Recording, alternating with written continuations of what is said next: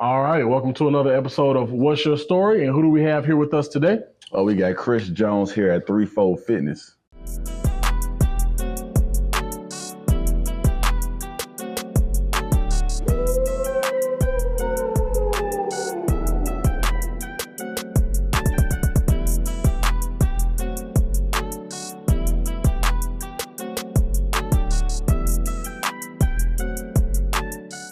Threefold Fitness. Yes, sir. All right, where you from, man? Columbia, South Carolina, here. Born and raised. All right. Born and raised. So I want to let everybody know why I brought you on the platform. We talked about it a little off camera. You always been like a cool person, a great person. You got something going on down here in Columbia, and I just think that people need to hear your story. And I just feel like we need to, put you on camera, motivate other people to, do the same thing. If anybody may be going through something hard right now, you feel me? For sure. All right, so just like a few of the other interviews we had, I've known Chris for a little while as well. Sure. Mainly through basketball in school. For sure. Through basketball in school. So we'll talk about that just for a brief second. What's the highest level of basketball that you played? High school. High school varsity is the highest level that I played. So like I said, I went to college, but I went to college on academics. Gotcha. Tried to walk on, didn't go as I planned at Winthrop University. And then so my basketball journey kind of ended quick there, which a lot of people didn't really expect. People kind of expected me to at least go to college and at least take the road from college and just kind of see where it went. But no, it got snipped right there about what it is, 19 years old. So yeah, that ended pretty swift. How was your experience at Winthrop as far as, academically, since you didn't have to worry about the sports or anything? How was that college experience there? So originally, it was kind of rough because I went there. I mean, I had offers from other schools, but back then in your brain, like you don't go D1, you're not going league. So it was like I had D2 offers and JUCO and D3 offers, but I didn't take them. I was like, I'm going to walk on to Winthrop. You know what I'm saying? When you're young, you think you're the shit. You know what I'm saying? Like, I'm going to walk on, get on the team and go from there. So the first year was kind of rough because like I envisioned basketball all my life. Yeah. So when I kind of had to let that go, it was like, but I mean, after I got over that hump, Winthrop was dope, to be honest. 7-to-1 ratio. Yeah. Ooh, Lordy Lord. You know what I'm saying? For real. What was your major, man? Exercise science. Exercise science. Yep. That's a perfect segue to where we at today. Then look at it. You know what I'm saying? So where we at today. I hit Chris up on Facebook. I seen he had a gym going and he was promoting real crazy. I was like, man, let me hit him up and, see what this is all about, man. So like, how was the process of getting your own gym? Like, how was that? So really, this gym was kind of handed to me for a lot. What a lot of people don't know is my dad's been a trainer for like 30 years. So my dad was here originally my whole life, basically. Oh, and word. So as he was retiring, it just so happened that I had caught a niche for training. So he was was retiring one day. And I was like, well, what would you think about me moving down here and taking over your gym? He was like, I mean, cool. And so I moved down from Rock Hill, and it's kind of how that got built up. Hey, man, that's a blessing. Right. So like I said, it really kind of was hand fed to me. Kind of like I said, just like divine intervention. It was kind of crazy. Put you in position for real. For real. Seriously. That's dope, man. So with the workouts, from the videos I've seen, it seemed like you focus on calisthenics a lot. So I do kind of like small group personalized training. It's kind of like what I do. So I do groups and it's more so of just cable work, free weights, we do tire flips and strength training, but I try to make it fun and engaging, but also make it to where each individual can get what they need, even if they're 70 years old and 25 years old in the same group type of thing. So I kind of try to blend the gap between just having to where most group classes is everybody do the same thing. Like you come in, you do the same thing, but I make it to where it's personalized. And just so happens that my clientele is kind of between like the age of 22 to about 35. So most of it is kind of like high intensity rope slams, cables, calisthenics and things of that nature. But I kind of do a little bit of everything for real. Do you write up any diets or anything for anybody too? I do personalized nutrition plans. Everybody who signs up gets a nutrition guide that comes with it. So I do a little bit of everything. Talk about how important it is for you to eat the right things and work out. That's the food is 65% of the test. Like I said, if you were to break down your fitness goals into like a test, we all took tests growing up. You got 65% of it is your nutrition. You got about 20% of it is your workout. Then you got stress and sleep. That makes up the remainder amount of it. So you don't need a perfect diet, but you got to get at least 40 out of them 65 points to go with your workout, to go with your stress, to go with your sleep, to kind of get to your goals. That's kind of how I break it down to people. So it's the very important part. Don't gotta be perfect. I ain't gonna tell you can't eat your ice cream and shit. You just gotta cut back for sure. Moderation. Yeah, moderation. Spread it out. Right. It's funny because I feel like a lot of people know that, but a lot of people don't care. People typically know that. Like, if you ask people like, what's healthy food, what's unhealthy food, they're going to tell you what's healthy, what's not. It's just the choices people make tend to be it's kind of generational too, especially if you're in the South, you know how we eat. Ooh, Lord. We get down, you know what I'm saying? For sure. Grease, sugar and everything. Everything. Pork with everything. Boy, yeah. Grease with everything. That is a hard habit. Fried everything. Every Sunday, grandma going crazy, you know what I'm saying? You grow up on it, you know what I'm saying? It's normalized. So, but we got to kind of break that a little bit. What's your biggest success story you've had since being here as far as with a client? Biggest success story. You don't got to say their name or anything. Oh, yeah, you don't want to, you know what I'm saying? Probably I was helping a woman. She was having issues bearing child because of weight and just other kind of health complications. Her kind of working out here, I think it was like a 7-month period. We got her down like 50 pounds.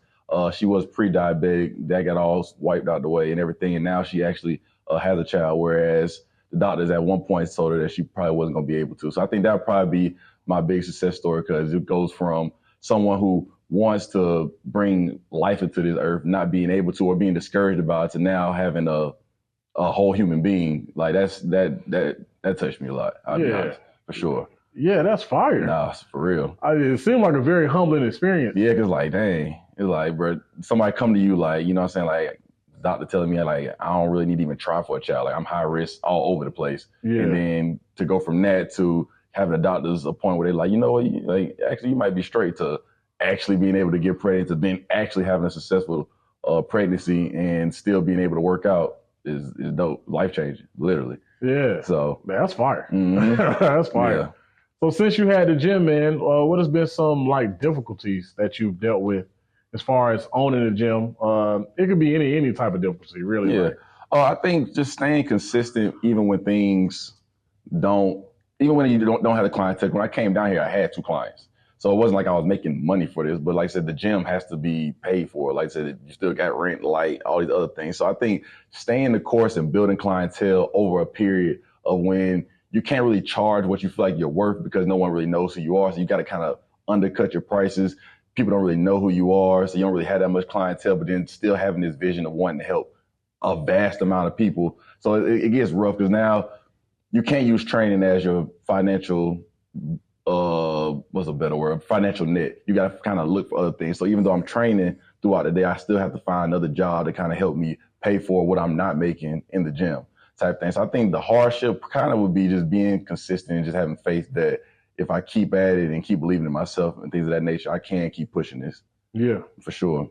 Where do you see the gym in, like, I would say 5 years? Easy. I always had a vision like a mega gym. I want to have like a one-stop shop for health. So you come into the fold, you'll have your training, you have your massage therapy, you have your regular therapy, which I think a lot of people, like I said, venture off from, but like I said, just actual therapy sessions, smoothie bar, meal preps, just like a one-stop shop for actual holistic health. Yeah. So you just come in and whatever you need health-wise, whether like I said, you're having a bad day, you need a therapy session, you need a massage therapist, you need to get some training in, you need to get a smoothie, you need some meal prep, whatever you need, you can just come into this spot and take care of all that. It's a great idea. Yeah. Where'd you get the name Threefold Fitness from? Or was it passed down from your father as well? Nah, so originally my name was Body by Jones when I first started training, because I just wanted to get people in shape. Yeah. And as I kind of seen how I was impacting people, like that testimonial I gave you, and I was like, I'm really affecting people's life, I realized that fitness was more than just getting people in shape. So I wanted to make it to where it was something I could brand out and something I could franchise out. And Body by Jones don't sound like a franchise. Like you don't see a bunch of Body by Jones doing like Planet Fitnesses and Move Fitnesses. Yeah. So I need something that means more than just myself. So after talking to a friend at the time about like kind of like what I standed on, I was like, I just know that the components is the mind, the body, and the soul that makes kind of like a complete person. So we came up with mind, body, soul. That's the three folds. You need all components to kind of have like a full wellness of self and a good quality of life. So that's kind of how that kind of came about. Those are the three components. Yeah. Those are like the different folds or layers you could kind of say. And then I just added fitness at the end. And then when I heard it, I just like, that's it. Yeah. Fitness. No, that is it. Yeah, mind, body, soul. That's the three folds. I'm like, oh boy, rhyme. Like, we gotta rock out now. Like, we gotta rock out. So I rebranded that day. Like, went in with Body by Jones, no idea of rebranding. Had the conversation, said, nah, I'm rebranding. And within 2 months, I rebranded, painted the walls, put it on the wall, and just ran with it. Yeah, that's fire, bro. Just like that. That's fire. Mm-hmm. I know you throw parties and stuff now too. You know what I'm saying? I've seen like clips of the pool parties and everything. Do you tie that in with the gym as well, or do you keep those like separate? So even the parties are for the folds. Like I said, the pool party was originally, like I said, it's called Fold Friends Frenzy. So basically, like it's promoted for the fold, and they tell their friends. It's just for us to kind of celebrate what we've done all year, the bodies that we created, the atmosphere we created, and the family we created. Because I want the fold to be more than just, I want to be a family. I wanted to be a synergy. I wanted us to feel like, so we all are one. So I wanted to throw events for us, and then people can tell their friends, and then obviously it goes from friends telling friends, and then now it's just this is a big function around what we created here. So it's all the same. The parties, I promote the parties with the fold. We do a formal at the end of the year where we kind of all dress up and look nice and have catered food and blue carpets and all types of nice stuff, and all that is the fold. Even though a lot of people may be like, saying like, how does that intertwine when there's going to be liquor and things involved? I say, I promote balance. I promote moderation. I promote real. You know what I'm saying? I don't want to be, I'm not like sergeant behind ass trainers that be, we're in the real world. You know what I'm saying? So like, as long as we 80-20, as long as we 80% of the time doing the right thing, if you as an adult decide that you want to eat bad or have a drink or something, it's not going to kill you at the end of the day. You know what I'm saying? So I promote just authentic. And I know you said your major was exercise science, and you're here now. What made you want to get into exercise science? Was your dad a big part of that since he had a gym? No clue. I went into school. I went dead ass. I went into school for real as an athletic training major. Didn't even know what it was. I just heard athletic and training and said, sign me up. Yeah. So I went to school athletic training, realized that was more like on the field injury. Like, and the day that I changed my major, they had us palpating feet. So like you had to basically dead ass in the class. Like I had another nigga foot in my hand while I'm like looking at different joints in the foot. Whatever. I'm not touching people's feet. And I went and changed my major. And I was like, what else is like fitness related? And they was like, exercise science. I was like, well, let me try that then. So I got into exercise science and ended up enjoying the process of learning the body and the different processes, like I said, the physiology and anatomy and everything. So then from there, we had to do an internship to graduate. So I did one training because I was like, I just want to do something fitness related. My dad was a trainer. Let me at least try it. Yeah. Went training athletes, and then that's when it got me. Yeah. Mm-hmm. Yeah. Oh, that's fire. If you believe in what you want to do, you gotta stay down with it. Like it took me, like I said, 3-4 years to get to this point where I'm at now. Like a lot of people, they see me as like, I guess this notable trainer, which I respect and everything. I worked for that. So that's cool, but it was a long period up. Like when I first came down here again, like I said, I wasn't making no money. So I was training down here, but then I was a server at PF Chang's in Charlotte. And I was also training in High Point. So I'm in 2 different states. Yeah, you all over, yeah. Yeah, you know what I'm saying? All through for 6-7 months. And then I moved back down here to still end up serving on the weekends and be training through here. So just like, it's going to be a journey into anything that you want to do. I just happened to fall into the path, just like I said, God had a plan or something. I never thought my dad was a trainer my whole life. I never thought about training. Yeah. Not one time. Yeah. And then it just so happened I ended up being a trainer. Yeah. So yeah, like I said, that'd be my only testament to probably tell people you got to stay down. Got to. But you got to put the work in too. Like I said, a prayer with no work is just a wish for real. Like, ooh, I like that. That was a bar. Hey, I like that. I like that. You might got to take that one. Yeah, I like that. That's real life. Like, you got to put that work in. Yeah. And I put that work in. So this is why I'm here now. Yeah, for sure. Shit, I'm going to go ahead and say it. Hey man, you won the award for the quickest interview ever. You know what I'm saying? And shit, there ain't really much to talk about. You done hit all points we really need to hit. You know what I mean? Hey, respect. For real, for real. So as a tradition that we do here, just look into the camera. Boy, you were dropping bars. Just say anything you feel like will motivate anybody, inspire anybody to keep going, or anybody that may want to be in the same field as you. Anything to motivate them. Well, I think the motivation should be pretty simple. Like I said, if you want to get into fitness, make sure you want to get in for others.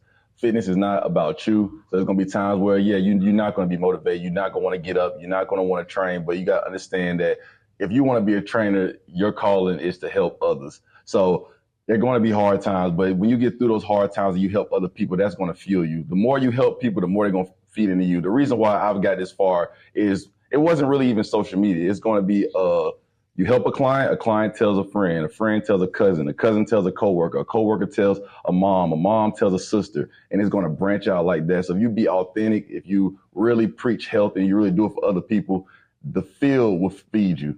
The money will come, but you got to authentically want it for the people, and then the money and all that will come. But don't do it for the money. Do it for the love, do it for the people, and then everything else will roll into place. I am a testament to it, for real. All right, this is the last thing before you wrap it up. Yeah, boy, sure. you thought about being a preacher or something? Boy, Not a preacher. Not a preacher. I'm the leader of my camp. So it's like I gotta have things in order. I gotta, be the staple. They look for me for all the help. They look for me all the guys. Yeah. I'm really like a mini little therapist for them. Sometimes they come in, they don't even work out. Some girls come in like, man, I had a long day, but I just need to get out and just talk. Decompress. Yeah, talk. I need to, like I said, sometimes that's what they need. Like you gotta be for the people. Yeah. So, I love my people. Hey man, before we get out of here, just thank you. We want to thank you for giving us your time. For sure. You have a lovely gym here. I appreciate that. You know what I'm saying? And I know you're a busy man. I'm trying to get this together for a minute. Hey, we moving, man. Hey man, we really do appreciate you for giving us time and setting time aside for us, bro. That actually means a lot. Definitely. Seriously though. No, seriously. Like, I appreciate y'all. Like I said, I appreciate you reaching out to even want to do it. Like I said, people acknowledging my art. That means a lot to me, for real. Because like I say, it's easy to look over just a trainer. You know what I'm saying? Because at the end of the day, bro, I'm a trainer. We're not the ones that get the notoriety like the rappers and the singers and all these other people, but we do a lot of the good work on the ground level type thing. So. And when you think about it, all those people that you named that may be more famous, they need y'all. Right. And they be right here. They need y'all. In the fold. Right here. Some of the most popular people in the city come right here. Yeah. They still need that balance. Like I said, you can't lose in this. That's another thing I'm gonna let y'all know. This business, this field don't go nowhere. It don't matter if she got a BBL, lipo, whatever, they come into the gym. Keep that in mind too. I'm trying to tell you, they come here. Hey, man. Hey, that wraps up another episode of What's Your Story? Yes, sir.